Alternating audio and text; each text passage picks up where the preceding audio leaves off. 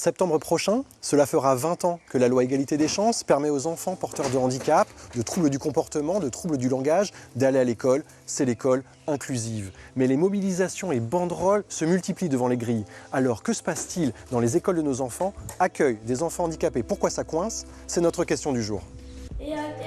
Dans la famille de Caroline, après le goûter, c'est l'heure des devoirs. Si la petite sœur est autonome, Owen, le grand frère, a besoin de sa maman. Le jeune garçon est autiste, une forme légère, mais qui amène une agitation motrice et un léger trouble du comportement. Compléter le noyau par un complément du verbe. Non. Comme tous les enfants de son âge, Owen est en CM2.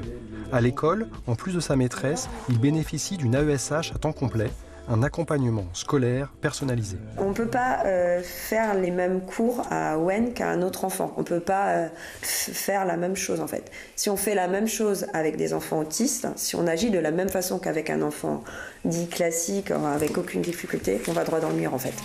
Car sans accompagnement, le jeune garçon monopolise l'attention de ses instituteurs. Vas-y, on voit la purée à la télé. La rentrée prochaine, Owen sera au collège. Caroline relance les dossiers pour que son fils bénéficie de l'accompagnement prévu par la loi, mais la réalité n'est pas si simple. Un accompagnement individualisé ou une orientation. En Ille-et-Vilaine, 600 enfants handicapés n'ont personne pour les épauler. Et depuis le début d'année, c'est pour eux que parents d'élèves et enseignants enchaînent les mobilisations. Donc Jeanne, vous avez enseigné en CP dans le département? Oui, tout à fait. Comment ça se passe dans la classe? Eh bien, écoutez, je peux témoigner du parcours d'un élève qui est autiste dans ma classe de CP. C'est un enfant qui pouvait quitter la classe sans prévenir, donc je me retrouvais parfois à lâcher mes élèves. J'arrête l'enseignement, je dois aller courir dans le couloir, le rattraper, le maintenir comme je peux parce que c'est des situations où il est plutôt en crise, le ramener dans la classe. Et puis concernant les apprentissages, donc c'est un enfant qui ne peut pas avoir pour l'instant d'apprentissage scolaire. Et les autres élèves qui sont là, une année importante, le CP, les 2 premiers mois, on entre dans la lecture, etc. Eh bien, ça a été très complexe parce que c'est un enfant qui s'exprime en hurlant. Et donc, dans la classe, les élèves, beaucoup de fois, m'ont demandé, mais maîtresse, on ne supporte plus le bruit, il faut qu'on mette un casque anti-bruit. Donc, en fait, je me retrouvais à enseigner à des élèves qui avaient des casques anti-bruit.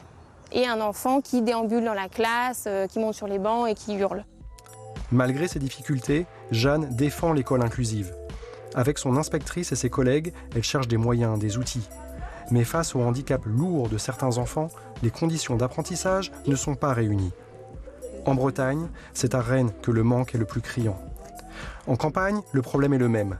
Le métier n'attire pas. Ceux que l'on appelle AESH, les accompagnants d'élèves en situation de handicap, se sentent oubliés. On n'a aucune formation. Je me forme sur YouTube, au contact de mes collègues, des enseignants, mais on n'a aucune formation de la part de l'Éducation nationale. Moi, ça fait 7 ans que je suis à AESH, je suis au 3e échelon et je n'ai que 930 € net par mois, ce qui est, on est en dessous du seuil de pauvreté. Le salaire de Christophe est dans la moyenne des AESH. Il fait 25 heures par semaine du lundi au vendredi. Impossible de trouver le temps pour une autre activité, il envisage d'arrêter. Je ne fais qu'un repas par jour pour m'alimenter. Je ne sais pas comment moi je vais finir par exemple le mois, ce mois-ci, je ne sais pas comment je vais le terminer. On ne peut pas accepter que les employés de l'Éducation nationale soient traités de cette manière-là. Enseignants, parents d'élèves, AESH, tous craignent les réductions budgétaires à venir. 700 millions de coupes sur l'éducation nationale, 50 millions de réductions sur les politiques en faveur de l'inclusion. Ces annonces ne rassurent pas les enseignants, malgré les promesses d'Emmanuel Macron d'une école toujours plus inclusive. Sachez pour finir que pour la réalisation de ce reportage, le rectorat n'a pas répondu à nos sollicitations.